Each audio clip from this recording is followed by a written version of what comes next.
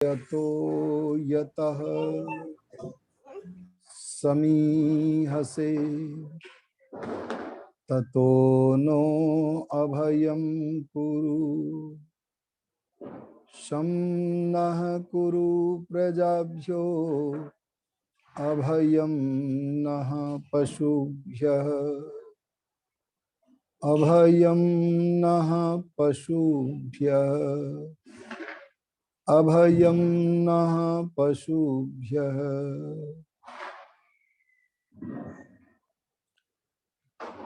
अपने आर्य समाज मेहरौनी के प्रधान श्रीमान पुरुषोत्तम मुनि जी और इस संगोष्ठी के संयोजक वैदिक मिशनरी आदरणीय लखनलाल आर्य जी, पीलीभीत से हमारे मध्य में जुड़े हुए हैं श्रीमान प्रकाशवीर जी, बरेली से श्री शिवदत्त गुप्ता जी, बरेली से ही श्री अनुज आर्य जी। पहले जो कल कार्तिकी अमावस्या के दिन हम लोगों ने सत्य के दूत महर्षि दयानंद जी महाराज का निर्वाण दिवस और अत्यंत प्राचीन काल से मर्यादा पुरुषोत्तम श्री राम से भी पहले से नवशेष्ठी पर्व जिसे कि दीपावली कहते हैं उसका आयोजन किया। नवशेष्ठी का अर्थ है नई फसल का यज्ञ। हमारे पर्वों के 4 उद्देश्य होते हैं। किसी भी पर्व को निर्माण करने के 4 उद्देश्य होते हैं। एक उद्देश्य होता है ऋतु परिवर्तन की समारोह सूचना देना। दीपावली, होली, नव संवत्सर ये इसी प्रकार के पर्व हैं। पर्व शब्द पर्व पूर्ण धातु से बनता है, जो उत्सव मनुष्यों को आनंदित कर दे, आनंद से परिपूर्ण कर दे, उस उत्सव का नाम पर्व है। तो दीपावली भी हमें आनंद से परिपूर्ण करता है, क्योंकि इस अवसर पर कृषक लोग नवीन फसल को प्राप्त करने का आनंद मनाते हैं। और केवल फसल प्राप्त करने का आनंद नहीं मनाते, अपितु वैदिक व्यवस्था के अनुसार उस फसल को खाद्य के रूप में परिणत करते हैं, खाने के योग्य बनाते हैं। वेद में कहा है मोघमन्नम विन्दते अप्रचेतः सत्यम ब्रवीमि वध इत्स तस्य नार्यमणम पुष्यति नो सखायम केवलाघो भवति केवलाद। जो मनुष्य रसोई में केवल अपने लिए भोजन बनाता है, बलि वैश्व देव यज्ञ नहीं करता, गौ आदि पशुओं को, कुत्ते को, कीड़ियों को, परमात्मा की प्रजाओं को अपनी रसोई में से बिल्कुल कुछ भी नहीं देता, उनको तो छोड़ो, अपने जैसे मनुष्य को भी अपना कुटुंबी नहीं मानता, अतिथि यज्ञ नहीं करता, ऐसे व्यक्ति का वध एव परमात्मा कहते ये तीनों कालों के लिए सत्य वार्ता कहता हूं, ऐसे व्यक्तियों का विनाश है। वे विनाश की ओर अग्रसर हो रहे हैं। इसीलिए पहले हम नवागत फसल को, अर्धपक्व अन्न को, चाहे होलकोत्सव हो या दीपमाला हो, इन दोनों अवसरों पर नई फसल का यज्ञ करते हैं। और इसके साथ साथ दीपमाला के अवसर पर जहां हम पारिवारिक यज्ञ करते हैं, वहां सामूहिक रूप में बड़े विस्तृत बड़े बड़े यज्ञ भी करते हैं। उन यज्ञों का नाम हमारे शास्त्रों में भैषज्य यज्ञ बताया है। भैषज्य यज्ञ की ब्रह्मा की दो विशेषता होनी चाहिए। पहली विशेषता तो ये हो कि वह कर्म कांड का विद्वान हो, पुरोहित के गुण उसके अंदर विद्यमान हो, और दूसरी विशेषता यह होनी चाहिए कि उसको आयुर्वेद का ज्ञान भी अवश्य होना चाहिए, ताकि वह आयुर्वेद के ज्ञान के आधार पर, अभी वर्षा ऋतु समाप्त हुई है और शीत ऋतु का प्रारंभ हो रहा है, ये ऋतु संधि के अवसर पर डेंगू जैसे ज्वर, अनेक प्रकार के जो रोगोत्पन्न हो जाते हैं, उनके विनाश के लिए किन किन औषधियों से यज्ञ किया जाए, इसके ज्ञाता आयुर्वेद के विशेषज्ञ विद्वान को ब्रह्मा बनाकर हम जगह जगह, नगर नगर में, नगर के विभिन्न क्षेत्रों में बड़े बड़े यज्ञों के आयोजन किया करें। ये आयोजन जहां औषधियों के हों, वहां नवीन फसल के आयोजन भी हुए, उस नवीन फसल के यज्ञ की आहुतियां देकर के भी आयोजन हो गए। ऐसा अज्ञात काल से चला आ रहा भैषज्य यज्ञ या नवसस्येष्टि, नव माने नया, सस्य माने फसल, इष्टि माने यज्ञ, नई फसल के यज्ञ का आयोजन किया है।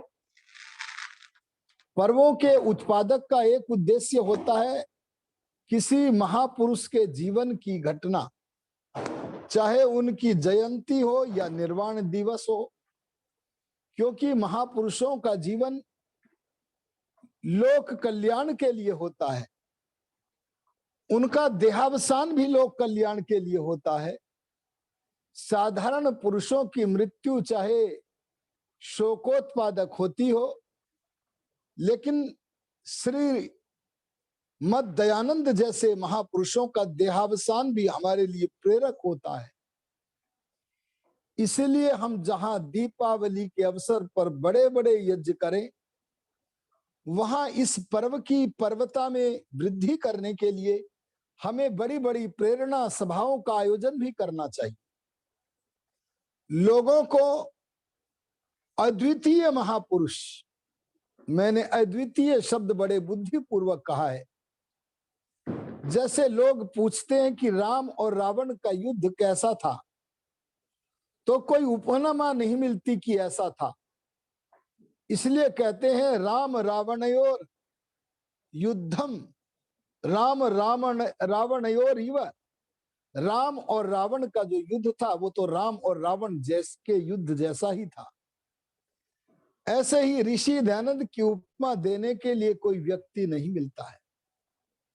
सच पूछो तो महर्षि दयानंद अपने से पूर्ववर्ती ऋषियों के कंधे के ऊपर बैठा हुआ ऋषि था। जैसे दादा को यहां से 1 किलोमीटर की दूरी पर दिखता हो, पिता को 1 किलोमीटर की दूरी पर दिखता हो, लेकिन दादा का पोता, पिता का पुत्र यदि कंधे पर बैठ जाए तो वो और दूर तक देख लेता है। ऐसे ही ब्रह्मा से लेकर जैमिनी पर्यंत ऋषियों को समाधि में जो दिखा, उनका देखा हुआ भी ऋषि दयानंद ने जाना और स्वयं परमात्मा की सन्निधि में बैठकर परमात्मा से बहुत कुछ जाना। क्योंकि जीवात्मा का एक स्वाभाविक गुण है जानने का सामर्थ्य। बस जानने का सामर्थ्य, यही मात्र जीवात्मा का ज्ञातृत्व है, उसके पास कोई ज्ञान नहीं है। अगर वो माता पिता का सत्संग प्राप्त करता है तो विद्वान बन जाता है, किसी विशिष्ट आचार्य का सत्संग प्राप्त करता है और भी विद्वान बन जाता है। लेकिन यदि कोई दयानंद सरीखा महापुरुष परमात्मा का सत्संग प्राप्त कर लेता है तो उसके अनुभव की गति परमात्मा के ज्ञान से दूर दूर तक हो जाती है, वो त्रिकालदर्शी बन जाता है। इस विषय में परमात्मा स्वयं वेद में कहते हैं, जो मेरी उपासना में सफल हो जाता है उसके अनुभव की गति इतनी दूर होती है, ये ने दम भूतम भुवनम भविष्यत परिगृहीतम अमृतेन सर्वम ये न यज्ञस्तायते सप्त होता तन्मे मनः शिव संकल्पमस्तु। जिस मन के द्वारा परमात्मा की उपासना करने से जो बीत गया है, भूतकाल है, पर किसी ने बताया नहीं है, उसे भी समाधि से योगी जान लेता है। और वर्तमान काल में जहां पहुंच नहीं है, वहां की घटनाओं को भी योगी जान लेता है।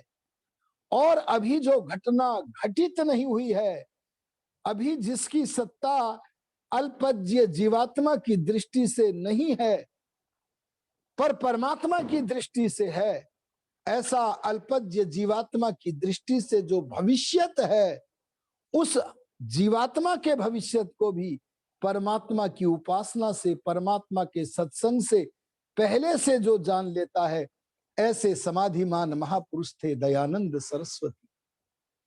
ऋषि दयानंद जी महाराज अन्य महापुरुषों की तरह ही नहीं थे।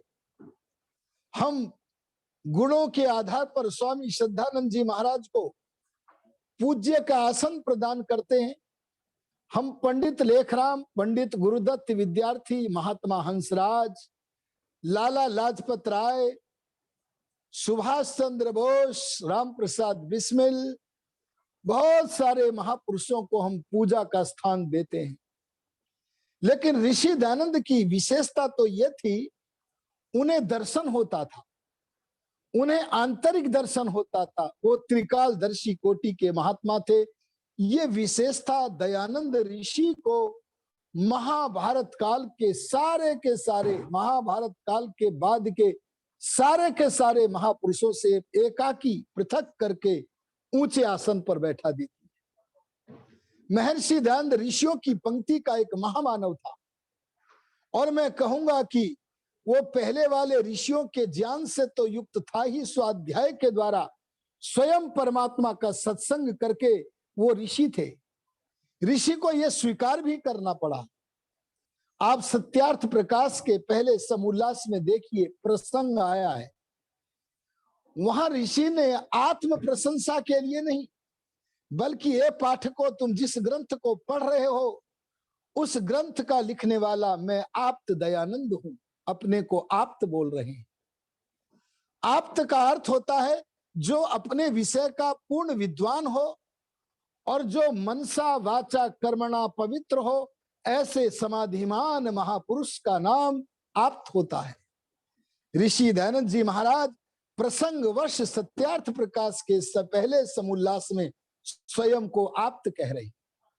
तो सबसे पहली विशेषता तो मैं ये कहना चाहूंगा, जैसे परमात्मा की वाणी वेद प्रमाण है, ऐसे ही ब्रह्मा से लेकर जैमिनी पर्यंत ऋषियों की वाणी भी प्रमाण है। ये ठीक है कि वेद स्वतः प्रमाण है, पर वेद के अनुकूल होने से, वेदतः प्रमाण होने से, ब्रह्मा से लेकर के जैमिनी पर्यंत ऋषियों की वाणी भी, उनका लेखन भी प्रमाण है।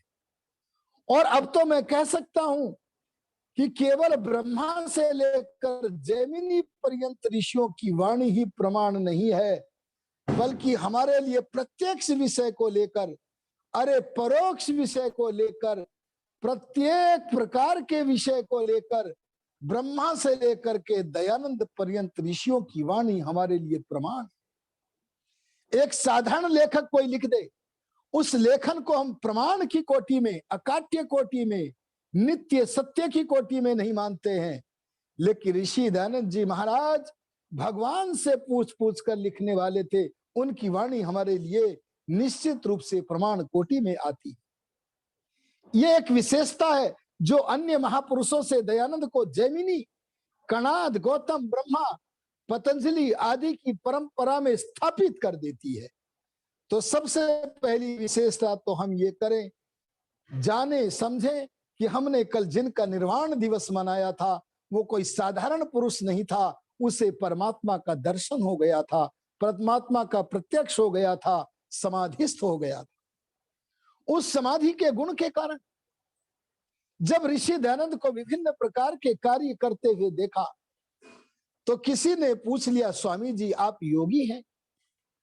तब ऋषि दयानंद झूठ क्यों बोलते, और उनको कहना पड़ा, ये मैं इतने सारे कार्य बिना योग के कैसे कर सकता हूं?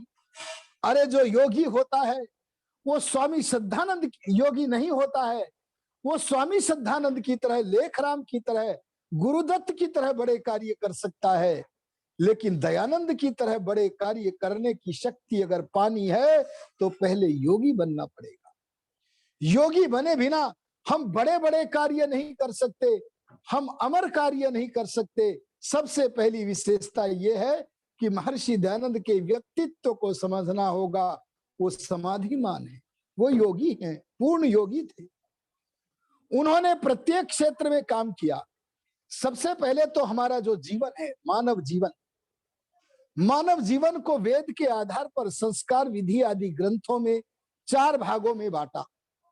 उन्होंने हमारे जीवन का पहला भाग हमें स्मरण दिलाते हुए कहा कि पहला जीवन का भाग जो 25 वर्ष की आयु है, उन्होंने मनुष्य जीवन की आयु को, हर मनुष्य के जीवन की आयु को 400 वर्ष नहीं माना, पर अधिकतर लोगों की आयु को 100 वर्ष माना। बोले 100 वर्ष से पहले मरना तो अशुद्धता है। हाँ, मैं कभी विषय बना तो ये बताऊंगा कि 400 वर्ष की आयु को भी प्राप्त करने के उपाय जो वेद में वर्णित किए हुए हैं, उन्हें हमें जानकर उनका पालन करना चाहिए।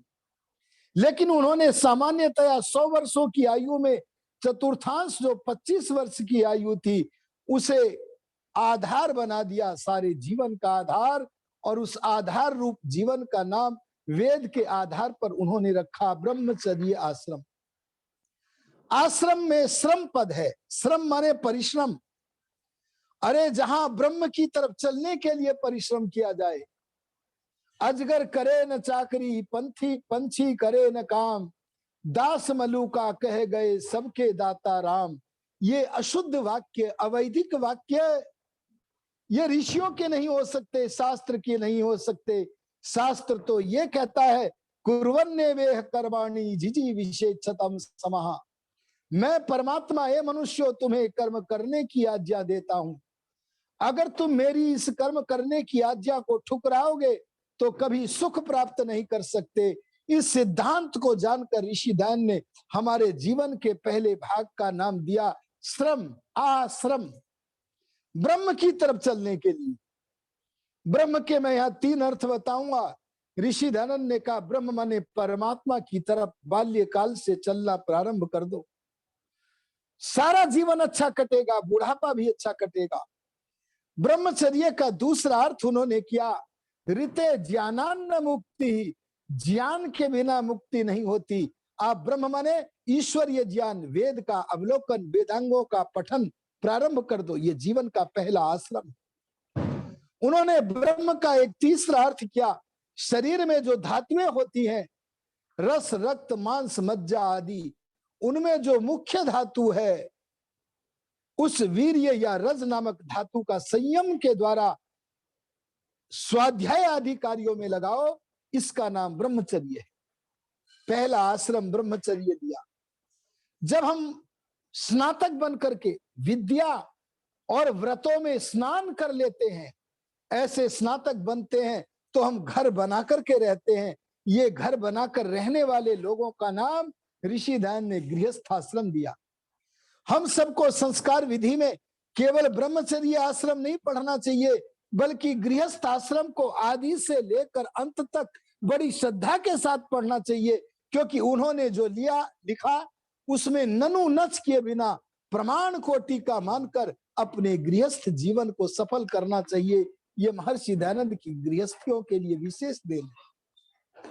कैसे हम गृहस्थ को स्वर्ग बनाएं? अरे ऋषि दयानंद ने केवल पारलौकिक जीवन को पवित्र बनाने का प्रचार नहीं किया, बल्कि यह लोक को अनुव्रतः पितुः पुत्रो मात्रा भवतु सम्मनः जाया पत्ये मधुमती वाचम वदतु संतिवाम। मां भ्राता भ्रातरम दीक्षण मां स्वसारम उत स्वसा सम्यंच सव्रता भूत्वा वाचम वदत भद्रया आदि वेद के मंत्रों के, अन्य शास्त्रों के प्रमाणों को दे करके हमारा गृहस्थ आश्रम जिसमें हम तन मन धन लगाते हुए, गृह कृत्य करते हुए, परमात्मा की उपासना करते हुए अपने गृहस्थाश्रम को सफल करें, इसका वर्णन गृहस्थाश्रम में दिया है। उसे पढ़ करके जीवन को दिशा देनी चाहिए। ये महर्षि दयानंद की देन। आर्यो, आगे चलकर जब हम 50 वर्ष के हो जाए, संतान के भी संतान उत्पन्न हो जाए, उस समय हम अगला आश्रम एकाकी रहकर स्वाध्याय करें, ब्रह्मस्थ हो जाएं। ब्रह्मस्थ होने के लिए, स्वाध्याय विशेष पुनः करने के लिए, परमात्मा की उपासना में अपने सर्वस्व को लगा देने के लिए, महान तपस्वी बनने के लिए एक तीसरा आश्रम दिया जिसका नाम वानप्रस्थ है। ये वानप्रस्थ लेना चाहिए। और वानप्रस्थ आश्रम में अगर हमने तप किया है तो उनमें से जो भाग्यशाली लोग हैं, केवल वे भाग्यशाली लोग सन्यास की दीक्षा भी लेवे। सन्यास की दीक्षा सबको नहीं लेनी है, जो अधिकारी है उसी को लेनी है। और अधिकार किसको है? जो विद्वान बन गया है वो सन्यास लेकर के धरती पर भारभूत नहीं होगा, बल्कि पृथ्वी पर परिभ्रमण करके सत्योपदेश को देने का कार्य करेगा। और सन्यास लेने का अधिकारी वही है जिसे वैराग्य हो गया है। इसलिए वैराग्य और विद्वत्ता का होना सन्यास ग्रहण करने का हमें अधिकारी बनाता है। ये आश्रम व्यवस्था दी है। यद्यपि सब सन्यासी बनने के अधिकारी नहीं होते, लेकिन जो होते हैं वो सन्यास लेते हैं। इसलिए आश्रम व्यवस्था जीवित रखने का विधान ऋषि दयानंद जी महाराज ने हमें दिया। हमारे सारे जीवन का कार्यक्रम प्रस्तुत कर दिया। इस कार्यक्रम को लोग छोड़ चुके थे। उदाहरण के लिए आरक्षण प्रारंभ हो गया था। आरक्षण को समाप्त करने के लिए जो वैदिक वर्ण व्यवस्था थी उसको पुनः हमारे सामने स्थापित किया। ऋषि दयानंद के आने से पहले मंदिरों में पुरोहित का आसन प्रत्येक व्यक्ति को नहीं मिलता था। अरे सच्चे ब्राह्मण को नहीं मिलता था, बल्कि उसे ही मिलता था जो तथाकथित ब्राह्मण होता था। लेकिन ऋषि दयानंद ने, ये आज भी हिंदुओं में चल रहा है, शंकराचार्य तथाकथित ब्राह्मण ही बनेगा, जो विद्वान कोई भी मनुष्य शंकराचार्य नहीं बनता। ऐसी मान्यता के रहते हुए भला कैसे गर्व की विषय कहे कि हम हिंदू है? गर्व का विषय? अरे गर्व का विषय तो यह है कि हमें ऋषि दयानंद ने वैदिक धर्म ही बनाया और सच्ची व्यवस्था का, वर्ण व्यवस्था का पाठ पढ़ाया। उन्होंने कहा, मनु का उदाहरण देते हुए, शूद्रो ब्राह्मणता में थी, ब्राह्मण सहित शूद्रताम, क्षत्रिया जातम एवंतु विद्याद वैश्यात तथैव च। एक शूद्र अगर ब्राह्मण के साथ रहकर उसका सहयोग करे, अगर क्षत्रिय के साथ रहकर सहयोग करे, अगर वैश्य के साथ सहयोग रह करके करे, उल्टा काम न करे, तो वो आगे चलकर ब्राह्मण, क्षत्रिय व वैश्य बन सकता है। और ये तीन वर्ण अगर अपने कर्तव्य से गिर जाए तो ये शूद्रता को प्राप्त हो सकते हैं। अर्थात ब्राह्मणत्व के लिए, क्षत्रियत्व के लिए, वैश्यत्व के लिए, किसी भी वर्ण के लिए सारे जो तथाकथित आरक्षण थे उन्हें समाप्त करके, जैसे कृष्ण महाराज ने गीता में कहा था, चातुर्वर्ण्यम मया सृष्टम गुण कर्म विभागशः। गुण कर्म विभाग के द्वारा ये चार वर्ण होते हैं। उस आधार पर मनुष्य मात्र को वर्ण के चयन करने का अधिकार दिया। ये ऋषि दयानंद की देन है। आज आर्य समाज की विचारधारा से जुड़ा हुआ व्यक्ति कोई भी है, वो यज्ञ करता भी है और कराता भी है। इसलिए ये वर्ण व्यवस्था की पुनः स्थापना, वास्तविक स्थापना का पाठ पढ़ाने वाला दयानंद। अगर ऋषि दयानंद ना आते तो हम मनु जैसे ऋषि को कहां समझ पाते। ऋषि दयानंद ने मनु से जोड़ते हुए अपने ग्रंथों में लिखा, तुम मनुस्मृति पढ़ो, पर सावधान भी कर दिया क्या कि प्रक्षिप्त भाग को छोड़ करके पढ़ो। आर्यों, मैं कहना चाहूंगा कैसे दुर्दिन आए थे, दुर्दिन। ऋषि दयानंद सत्य का दूत न आता तो कैसे दुर्दिन का समय था। पहले बालिका गर्भ में होती थी, बालक भी गर्भ में होता था। दोनों बहनें गर्भवती हैं, मिल गई, और वे मिलने के बाद आपस में गर्भस्थ बच्चों का विवाह तय कर देती थी। अगर मेरे गर्भ से बालक हुआ, तेरे गर्भ से बालिका हुई, या तेरे गर्भ से बालक हुआ, मेरे गर्भ से बालिका हुई, तो हमारा विवाह निश्चित है। अगर उनमें से बालिका का तो जन्म हो गया, लेकिन बालक का भ्रूण हत्या हो गई, तो देखिएगा ना, धर्म के नाम पर धर्म ध्वजाधारियों ने कितना कुचक्र किया कि उसको विधवा उत्पन्न कर दिया। अभी जन्म नहीं हुआ और कह दिया विधवा पैदा हुई है। अरे जो मंगल कार्य थे उनसे वंचित कर दिया गया। कैसा अन्याय किया गया, कैसे विद्या का सूर्य मध्यम पड़ने के कारण अन्याय किया गया कि अगर कोई महिला का पति चला गया, स्वर्गवासी हो गया, देहांत हो गया, तो उसको जीवित चिता में झोंक दिया जाता था। किसी के मन में उसके रोने की आवाज पढ़ करके करुणा के भाव जागृत न हो जाए, इसलिए ढोल खूब बजा बजा करके जिंदी चिता में डाल दिया जाता था। आप सोचो तो सही, क्या इसका नाम धर्म था? ऋषि दयानंद ने बड़ा अच्छा कहा। उन्होंने कहा अगर पत्नी मर जाए तो पति को जिंदा क्यों नहीं जलाते? अरे जैसे पत्नी के मरने पर पति को जिंदा नहीं जलाया जाना चाहिए, ऐसे पति के मरने पर पत्नी को भी जीवित नहीं जलाया जाना चाहिए। पुनर्विवाह की परंपरा, अगर बाल्यावस्था में अज्ञानता से विवाह हो गया किसी का, अथवा नवयुवक अवस्था में अगर वह विधवा हो गई है, तो उसके लिए पुनर्विवाह का द्वार ऋषि दयानंद जी महाराज ने ही तो खोला। अरे पहले पढ़ाया नहीं जाता था और उन महिलाओं को तो, विधवाओं को मंगल कार्यों से दूर रखा जाता था, अलग रखा जाता था। पुनर्विवाह की कल्पना तो छोड़ो, सारा वर्तमान जीवन उनका नरक बन जाता था। राम प्रसाद बिस्मिल की सारी बहनें जन्म लेने से पहले मार दी गई। एक थी बस, एक को जन्म मिला था जिनका नाम था शास्त्री देवी। मैंने ये ऐतिहासिक उदाहरण इसलिए लिया क्योंकि पंडित राम प्रसाद अमर क्रांतिकारी को सभी जानते हैं। एक बहन बची, बाकी सारियों को जन्म लेते ही मार दिया गया। कैसी कैसी धर्म के नाम पर आडंबर मिथ्या विश्वास चल रहे थे। इन्हें तोड़ने वाला क्रांतिकारी इस विश्व में अगर कोई पैदा हुआ महाभारत के बाद, तो उस क्रांतिकारी का नाम है महर्षि दयानंद सरस्वती। अरे दयानंद तो वो कहता है, वो लिखता है, वो बोलता है जो मेरा मन कहता है।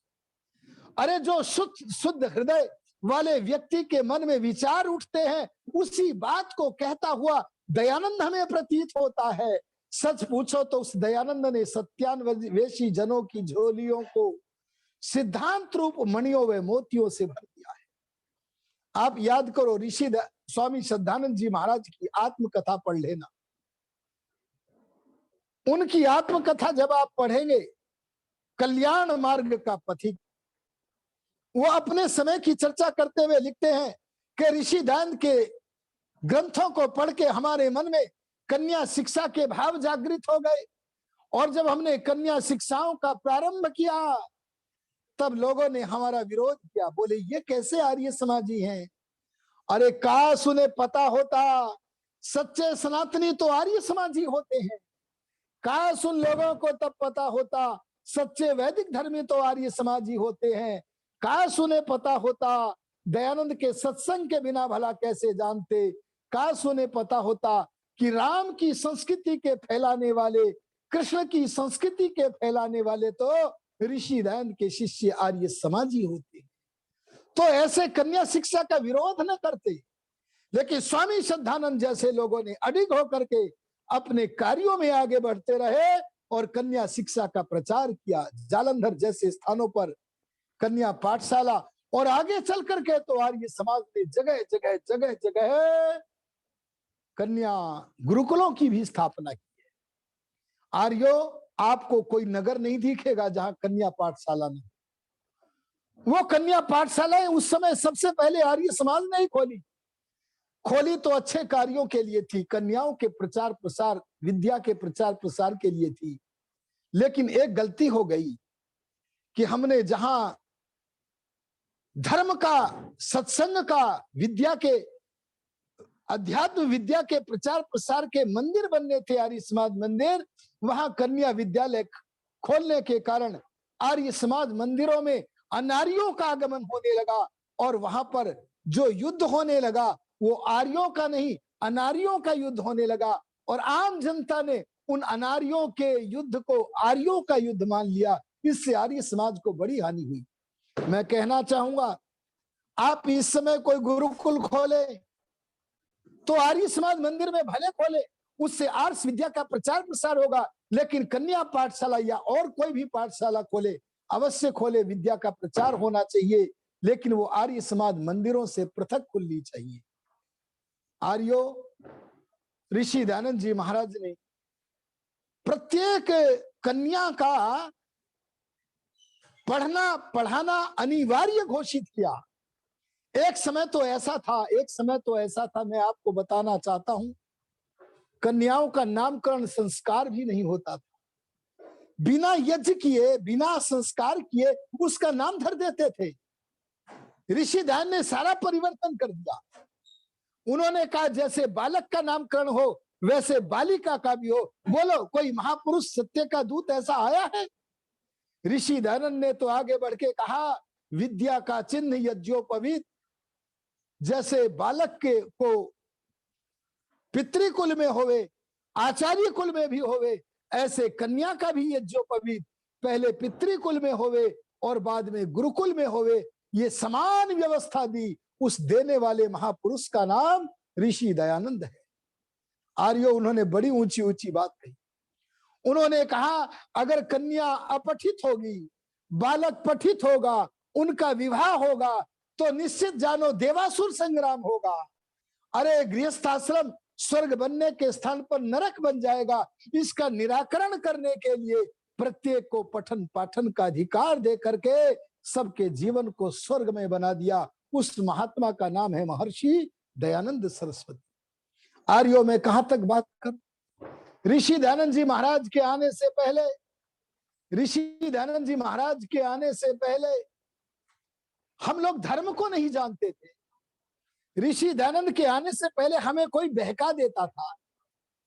एक बार ट्रेन में कुछ लोग यात्रा कर रहे हैं और फुसफुसिया हिंदू, ये फुसफुसिया शब्द मैंने बोला है, सुना है मैंने देखा नहीं कि कोई ऐसा जीव जंतु होता है जिसकी कमर में रीढ़ की हड्डी नहीं होती और वो व्यक्ति केवल सांप की तरह सरकता है।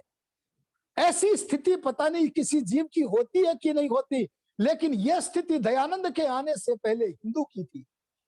अगर हिंदू के विचारों के ऊपर, हिंदू के हिंदुत्व के ऊपर अगर कोई वैचारिक आक्रमण करता था तो ये बेचारा हिंदू, इसकी कमर की रीढ़ की हड्डी मजबूत नहीं थी, ये खी से निपोर कर रह जाता था और बस यही कहता था ही ही ही ही ही।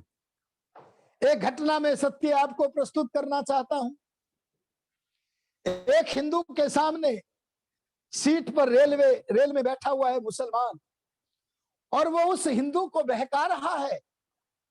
उसे पता नहीं था यहां दयानंद का शिष्य भी कोई बैठा हुआ है।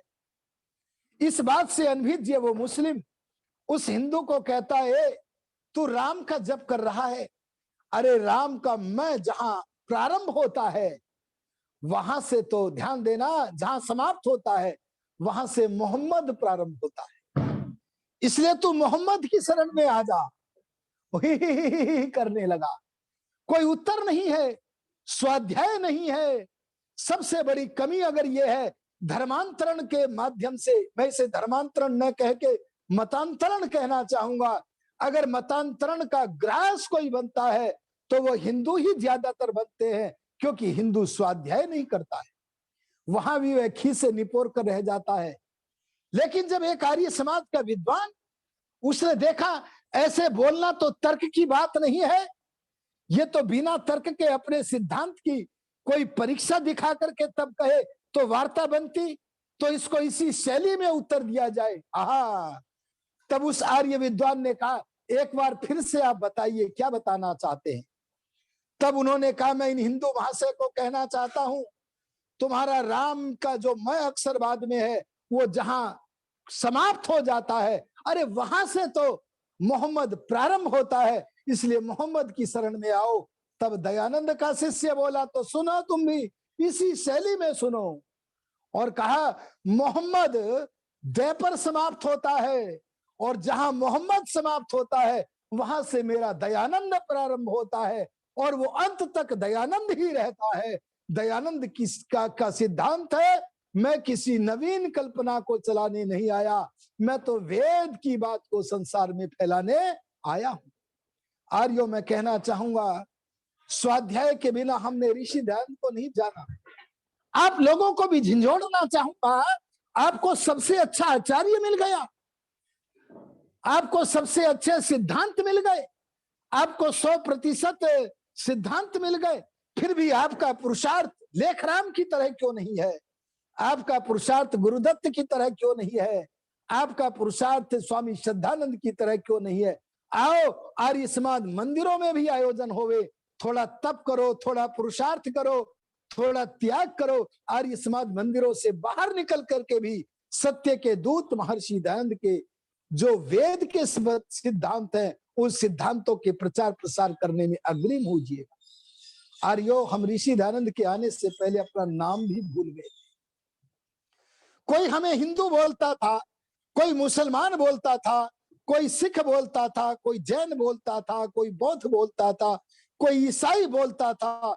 जब ऋषि दयानंद आए धरती पर, तो ऋषि दयानंद ने कहा, हे मनुष्यों, मैं तुम्हें मोहम्मद की तरह कोई नया नाम तुम्हारे धरने नहीं आया, मैं ईसा मसीह की तरह तुम्हारा नाम ईसाई रखने नहीं आया, मैं बुद्ध की तरह ना तुम्हारा नाम बौद्ध रखने नहीं आया, फिर क्या करने आए हो?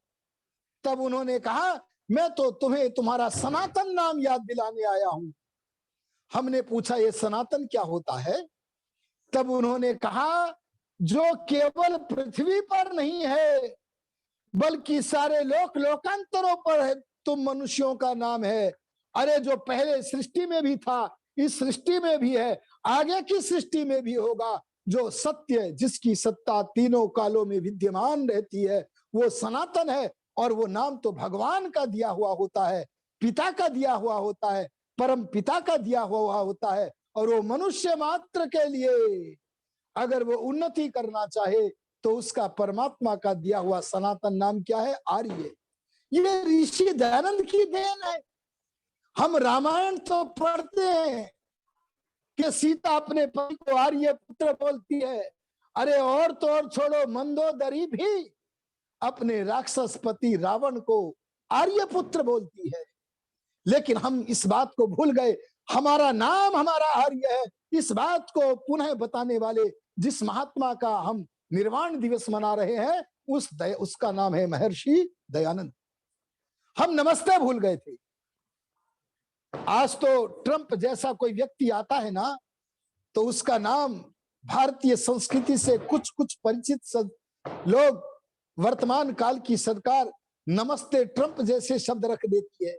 लेकिन एक समय ऐसा था, हम अभिवादन के न जाने कौन कौन से शब्दों का प्रयोग करते थे, लेकिन हमें नमस्ते शब्द अगर कहीं से मिला, अरे राम को अगर अभिवादन के लिए नमस्ते शब्द कहीं से मिला, कृष्ण को नमस्ते शब्द कहीं मिला, सारे ऋषि मुनियों को कहीं से नमस्ते शब्द मिला, उस मूल स्थान का नाम बोलो क्या है?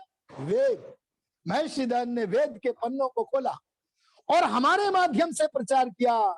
आर्यो, ध्यान देना, सत्य का सूर्य कभी कोहरे से ढक तो सकता है, कभी बादलों में छिप तो सकता है, लेकिन परमात्मा की कृपा से दयानंद आएगा बार बार। कोई न कोई आत्मा दयानंद के रूप में आएगी और आकर के उस सूर्य को हमारे सामने प्रकट कर देगी। मैं आपसे निवेदन करूंगा, ये नमस्ते का संबोधन आज जन जन में फैल गया, ये आर्य समाज और महर्षि दयानंद की देन है। आर्यों, मैं कहना चाहूंगा, हम तो धर्म का नाम भूल गए हैं। कोई कुछ बोल रहा है, कोई कुछ बोल रहा है। देखो, अगर आप किसी मुसलमान से पूछो कि आपका धर्म क्या, धर्म कितने होते हैं, तो कहेगा एक होता है। हमने पूछा नाम क्या है, बोला मुस्लिम मत। एक ईसाई से पूछा धर्म कितने हैं, बोले एक। क्या नाम है, बोले ईसाई धर्म। ऐसे एक कहता बौद्ध धर्म। अलग अलग व्यक्ति जो चीनी समझकर धूल फांक रहे हैं, वे लोग अपने अपने मतों को धर्म बोल रहे हैं। और ये हिंदू कैसा नौसिखिया हो गया। आर्य समाज से दूर रहने के कारण, दयानंद को न समझने के कारण, स्वाध्याय न करने के कारण कैसा भागा हो गया। ये एकमात्र हिंदू ऐसा धर्मनिरपेक्ष है। मैं शब्दों का वो प्रयोग नहीं करना चाहता जो चुभ जाएं, लेकिन दयानंद तो कहा करते थे, कभी कभी खंडन रूप कड़े कोड़े की तड़ातड़ ध्वनि मारो जिससे ये हिंदू जग जाए। सौभाग्य होगा अगर ये जग गया, इसे अपने आप का पता लग गया तो सौभाग्य होगा। ऋषि दयानंद ने इसे जगाने का प्रयत्न किया है। मैं आपसे निवेदन करना चाहूंगा, धर्म कितने हैं? तो हमारा हिंदू बोलता है हम तो पंथ निरपेक्ष हैं। अरे पंथ निरपेक्षता की चादर उठा करे हिंदू, तू कब उतारेगा? कब तक सोता रहेगा? अरे तुम दयानंद के जगाए न जगे तो तुम्हें बताओ न तो कौन जगाएगा। अगर तुम स्वामी आत्मानंद के जगाए न जगे तो बताओ न तुम्हें कौन जगाएगा। मैं कहूंगा ये पंथ निरपेक्षता की चादर उतार दो। और कोई पूछे कि धर्म कितने होते हैं, तो ऋषि दयानंद के शब्दों में बोलना, उन्होंने सत्या प्रकाश में लिखा है, धर्म एक होता है, यही एक है जो वेद में कहा है। और वो केवल भारत के लिए नहीं है, बल्कि पूरे भूमंडल के लिए, सारे लोकांतर के लिए जो वेदोक्त है वही धर्म है। इसके अतिरिक्त जो कुछ है वो धर्म नहीं, अधर्म है। हाँ, वेदानुकूल ग्रंथ जो है वो वेदानुकूल होने से वैदिक रहस्यों का प्रकाशन तो करते हैं, इसलिए मूल वस्तु क्या है? वेद है। इस बात को हमें समझना चाहिए। आर्यो, ऋषि दयानंद ने बड़ी अच्छी बात कही। अगर तुम सचमुच एक हो, जैसे कई लोग बोलते हैं ना सब धर्म वहीं जा रहे हैं, तो इसका उत्तर देते हुए ऋषि दयानंद कहते हैं अगर तुम सब एक ही हो तो एक हो क्यों नहीं जाते? अरे तुम एक हो नहीं, इसलिए कभी एक नहीं हो सकते। कोई कहता है यावत जीवेत सुखम जीवेत, ऋणम कृत्वा घृतम पिबेत, भस्मीभूतस्य देहस्य पुनरागमनम कुतः। बोलो इसका कोई इलाज है क्या? अरे जो परमात्मा को नहीं मान रहा है और कोई चौथे आसमान पर मान रहा है, किसी को बाद में मौका मिल गया गप्प मारने का तो सातवें पर बताने लगा। ये तमाम सारे मतांतर है, जिसके मन में जैसा आया उसने वैसा मत चलाया। लेकिन ध्यान देना, सृष्टि में कभी कोई भी ऋषि, कभी तीनों कालों में कोई भी ऋषि नवीन मत की कल्पना नहीं करता, क्योंकि वो ब्रह्मनिष्ठ होता है, ईश्वर भक्त होता है, वेद का विद्वान होता है। वो तो वेद का प्रचार प्रसार करता है, वेद से अतिरिक्त अपना कोई नया मंतव्य नहीं चलाता है। अगर नियम ऐसा है तो भला दयानंद ऋषि किसी नवीन मत की कल्पना कैसे कर सकते थे? आर्यों में ज्यादा विस्तार में न जाता हुआ, समय की परिधि में रहता हुआ एक बात कहना चाहूंगा। आप दीपावली को और उसके आसपास के दिनों को कम से कम ऋषि दयानंद के सारे जीवन को नहीं तो अंतिम दृश्य की तो एक झलक देख लिया करो। मेरे पास ऋषि दयानंद के विषय में कहने को इतना है। किसी कवि ने लिखा था, 7 समुद्र की मसी करूं, सब लेखनी वन राय, सब धरती कागज करूं, ऋषि गुण लिखा न जाए। मैं पूर्ण सामर्थ्य लगा लूं पर ऋषि की महिमा का हम गान कर नहीं सकते हैं। वो ऋषि थे, मैं मनुष्य हूं। वो मनुष्य तो थे पर ऋषि कोटि के मनुष्य थे। तो जो अनऋषि मनुष्य है वह भला ऋषि दयानंद की महत्ता को कैसे समझ सकता है? इसलिए मैं कहूंगा ऋषि दयानंद का सारा जीवन एक तप की झांकी था। अंतिम जीवन तो एक पिक्चर थी, दैवी दृश्य था। उसे वर्णित करके मैं अपनी वाणी को विराम देना चाहूंगा। ऋषि दयानंद ऐसे महापुरुष थे जो लोगों के अंतःकरण रूपी जल को शुद्ध करते थे। जब प्रवचन कर रहे हैं तो श्रोताओं के अंतःकरण रूप जल को पवित्र कर रहे हैं। अरे जब लेखन कर रहे हैं तब पाठक रूपी जो लोग हैं उनके अंतःकरण रूपी जल को शुद्ध कर रहे हैं, शास्त्रार्थ कर रहे हैं, तब भी जनता जनार्दन के अंतःकरण रूपी जल को शुद्ध कर रहे हैं। अगर जल के शोधन की वार्ता देखनी हो तो रसोई में चले जाना। माता जी ने रखा है रसोई में पानी, और कभी कभी तो जिस अग्नि से माताएं पानी को शुद्ध करती है, उस अग्नि में इतनी तीक्ष्णता होती है कि वो पानी में उबाल आने लगता है, और वो पानी, जिस पानी को अग्नि स्वच्छ करने में लगा हुआ है, उसे ही बुझाने लगती है। लेकिन माताएं बुझने नहीं देती और तेजी से लकड़ी लगा करके अग्नि को प्रज्वलित करती है।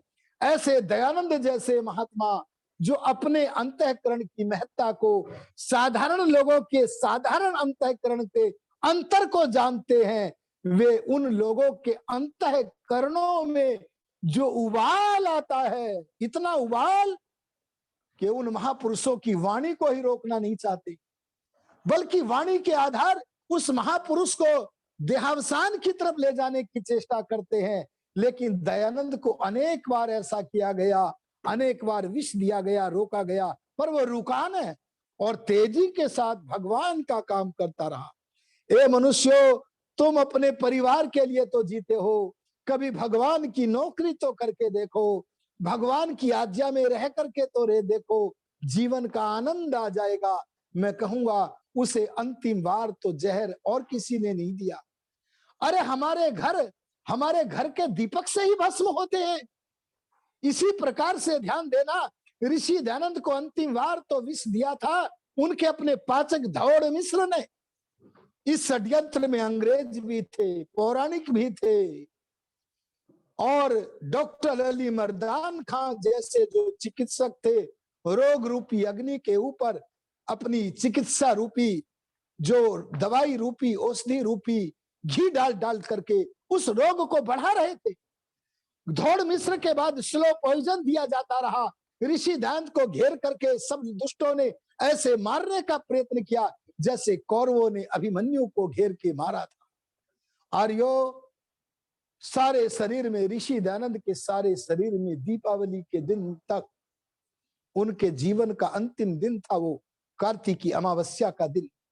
सारे शरीर में फफोले बन गए हैं, सारे शरीर से मवाद निकल रहा है। जहां से देखो जो भी व्यक्ति आता एक ही बात कहता, उनके शरीर को देख करके एक ही बात कहता, भाई हमने धरती पर दयानंद जैसा धैर्य का धनी नहीं देखा।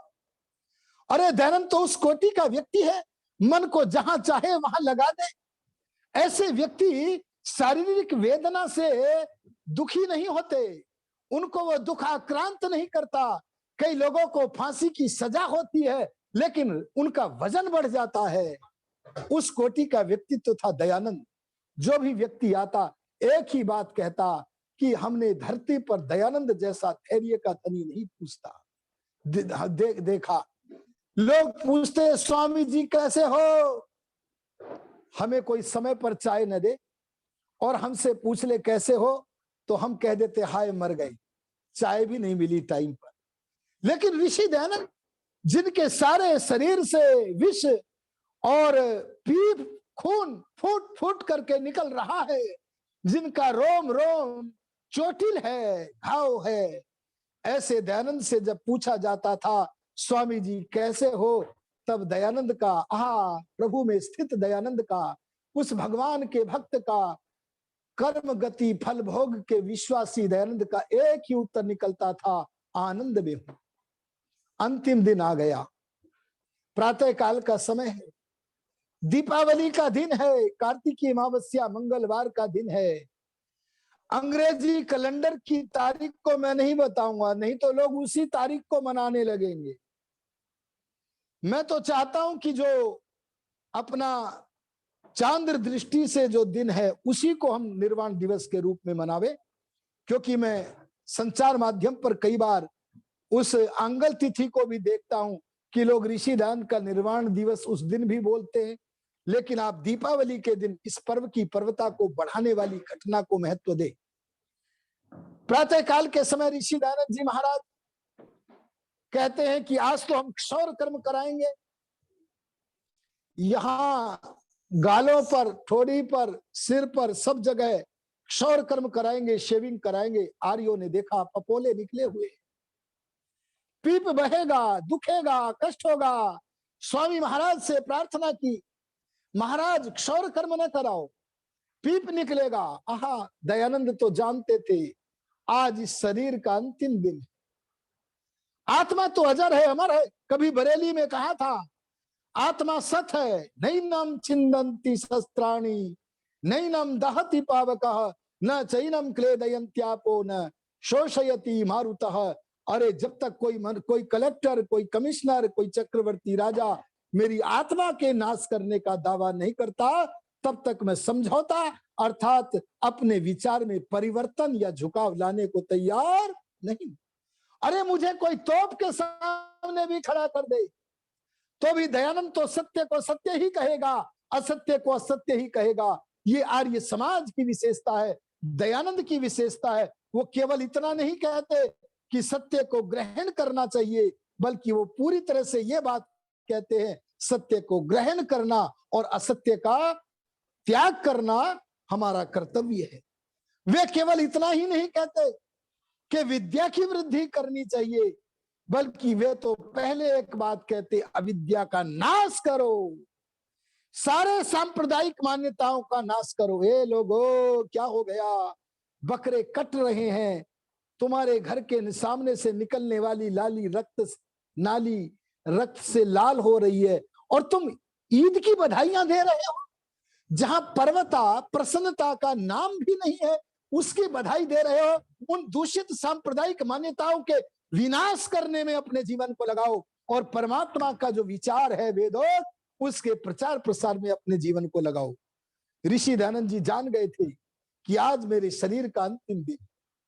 उन्होंने कहा, नहीं ए आर्यो, तुम्हें पता नहीं, मन ही मन में कहा होगा, आज तो मेरे शरीर को स्नान कराओगे, रथ ही चला जाएगा, रथ रह जाएगा, रथ ही चला जाएगा तो अरथ ही बचेगा, अरथी को सजाओगे, संवारोगे, उसका संस्कार कर दोगे, अंत्येष्टि कर दोगे, तो मैं ही तैयारी क्यों न करूं।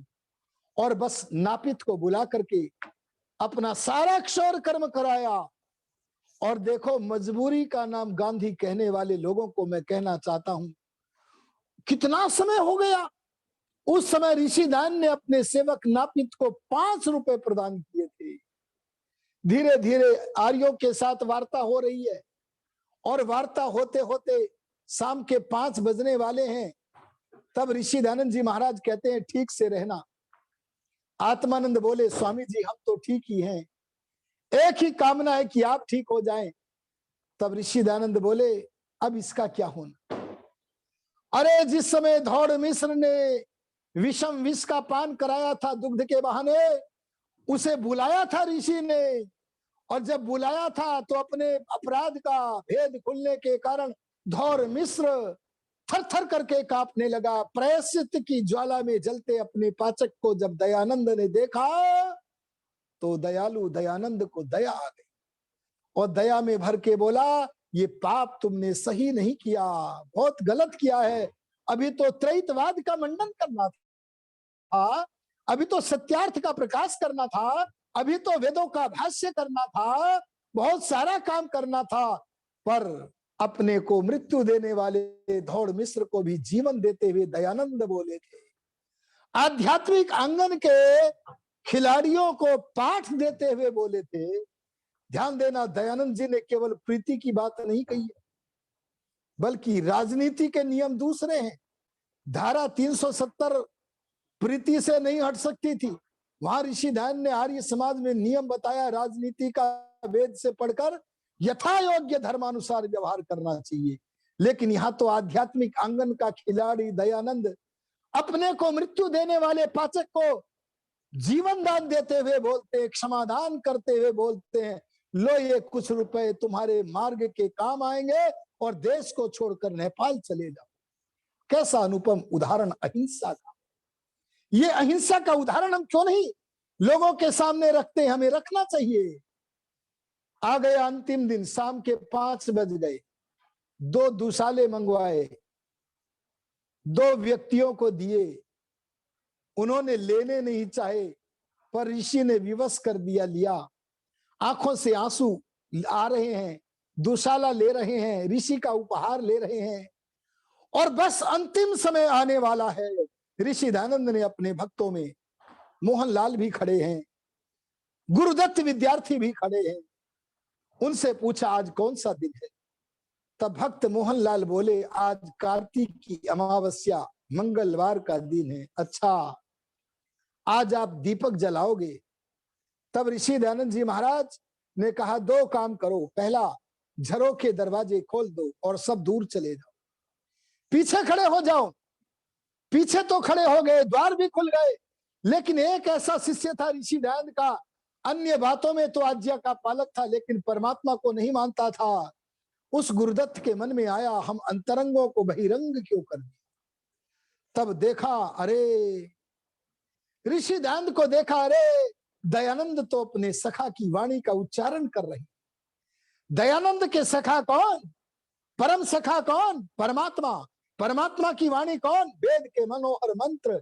जब मुख से मनोहर मंत्रों का गान सुना, चेहरे पर प्रसादी दिखी, तो गुरुदत्त सोचने लगे कौन है वो जो ये चेहरे पर प्रसादी दे रहा है। ए गुरुदत्त, तू जिसे मानता नहीं था वो परमात्मा है। और वेद मंत्रों का गान करते करते दयानंद को देखा, गुरुदत्त नास्तिक ने, वो शांत समाधिस्थ हो गए। कुछ काल समाधि में रहकर समाधि की उच्चतम भूमि से उतरे और उतर करके संस्कृत भाषा में परमात्मा से बात करते, ऐसे बात करने लगे जैसे अंतरंग सभा हो रही हो। अब गुरुदत्त को पता लगा, इस वार्तालाप से पता लगा कि ये तो मीटिंग चल रही है, और ऐसी मीटिंग चल रही है कि जिसके हम मेंबर नहीं है, सदस्य नहीं है। इसके दो ही सदस्य हैं, दयानंद का आत्मा और परमपिता परमात्मा। और उसके बाद दयानंद ने अपने पिता का स्तवन किया गायत्री मंत्र से, विश्वानि देव मंत्र से। और ये करने के बाद आर्य भाषा, जिसे हम हिंदी बोलने लगे हैं, उस भाषा में भगवान से सवाल करते हैं। जैसे अंतरंग मीटिंग में प्रश्नोत्तर होता है, ऐसे अपने मित्र से प्रश्न करते हैं, अपने राजा आचार्य से प्रश्न करते हैं, हे ईश्वर, क्या तेरी यही इच्छा है? यही इच्छा का मतलब वेद का भाष्य छोड़ के चलूं? सत्यार्थ का प्रकाश करना रह गया, छोड़ के चलूं? अरे आर्य समाज का सिद्धांत, मैंने जो वेद का सिद्धांत प्रसारित करना प्रारंभ किया, त्रैतवाद, उसे छोड़ के चलूं, यही इच्छा है? अंतर्यामी का संदेश मिला, ए पुत्र, तू वो सवाल क्यों पूछता है जिसका जवाब तेरे पास है? अगर तू इस प्रश्न का उत्तर नहीं पूछता तो बता, तूने झरोखे क्यों खुलवाए? अरे तूने खिड़की क्यों खुलवाई? अगर तू इस प्रश्न का उत्तर नहीं जानता तो बता, तू समाधि में बैठा हुआ क्या अभी सब कुछ नहीं जान रहा था? आज प्रातः काल क्षौर कर्म क्यों कराया?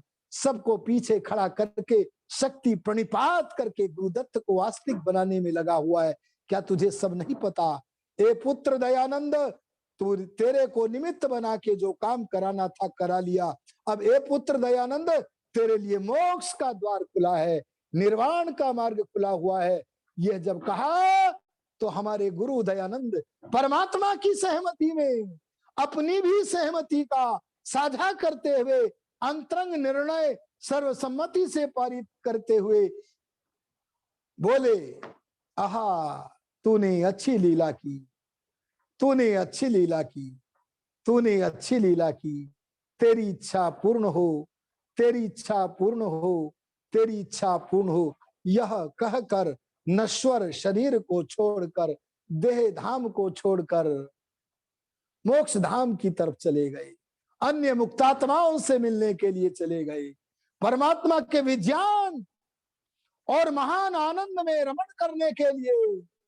36,000 बार सृष्टि हो, प्रलय हो, इतने महान काल के अद्भुत सुख को प्राप्त करने के लिए चले गए, हमें मार्ग दिखा गए। आओ हम उनके व्यक्तित्व कृतित्व से लाभान्वित होकर अपने जीवन को सफल करें। इन्हीं शब्दों के साथ आप सभी का भूरिशः धन्यवाद करते हुए अपनी वाणी को विराम देता हूं। ओम शम। आप सभी ने आचार्य विष्णुमित्र वेदार्थी जी को सुना, महर्षि दयानंद की देन। मैं पहले एक सूचना दे दूं, इसके बाद आप सभी लोगों से चर्चा करूंगा। सोमवार से लेकर के 8 तारीख से लेकर के 14 तारीख तक लगातार संगीतमय वाल्मीकि रामायण को आप आचार्य भवदेव शास्त्री के श्री मुख से सुनेंगे, सोमवार से लेकर के और रविवार तक। 8 तारीख से 8 नवंबर से 14 नवंबर तक आपको सुनने का अवसर मिलेगा संगीतमय वाल्मीकि रामायण। अब जिनको